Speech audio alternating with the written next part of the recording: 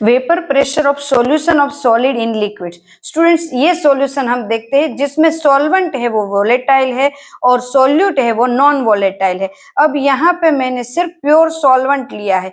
जब pure solvent को लेते हैं और वो वोलेटाइल है तो उसकी वेपर बनती है और वेपर बन के यहाँ पे टकराती है और वापस से यहाँ पे आती है, वही सॉल्यूशन में आते हैं। तो उनकी जो ऊपर की सरफेस होती है वहां पे क्या होता है, तो कि सिर्फ वेपर के ही कंपोनेंट होते हैं, तो उनका वेपर प्रेशर क्या होता है, हाई होता है। बिकॉज ये कौन सा है, तो कि दिस इज वोलेटाइल लिक्विड है, वोलेटाइल लिक्विड है, इसीलिए जितनी वेपर है यहाँ से सबसे ज्यादा वेपर यहाँ से बनेगी, ऊपर की सरफेस से वेपर बनती जाती है, फिर वहीं वो एटम्स चले जाते हैं, मॉलिक्यूल्स चले जाते हैं, उनकी जगह ये नीचे से ऊपर की तरफ एटम्स आते रहते हैं, ऊपर की तरफ आएंगे, देन ऊपर और लेयर बनती जाएंगी, मतलब ऊपर की जो लेयर है, सरफेस के ऊपर की ये लेयर है, वो वेपर बनती जाएगी। बट जैसे ही इनके अंदर कोई सॉल्यूट ऐड करते जो नॉन वोलेटाइल है, तो यहाँ पे सॉल्यूशन बनता है। तो अब सरफेस के ऊपर क्या रहेगा, तो कि यहाँ पे सरफेस के ऊपर प्योर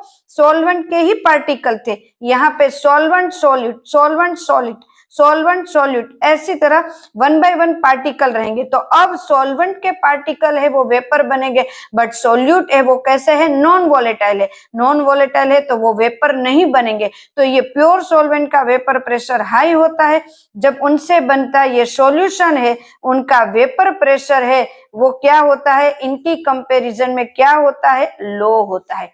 क्योंकि ये जो सॉल्यूट के पार्टिकल है वो सॉल्वेंट के पार्टिकल के साथ बॉन्ड बनाते हैं, उनको जकड़ के रखते हैं और उनको वेपर बनने, जल्दी से वेपर नहीं बनने देते। तो ये सॉल्वेंट और सॉल्यूट के बीच में, वोलेटाइल और नॉन वोलेटाइल के बीच में वेपर प्रेशर क्या होगा, किस तरह से होगा, इसको यहाँ पे मैंने प्रेजेंट किया है स्टूडेंट्स।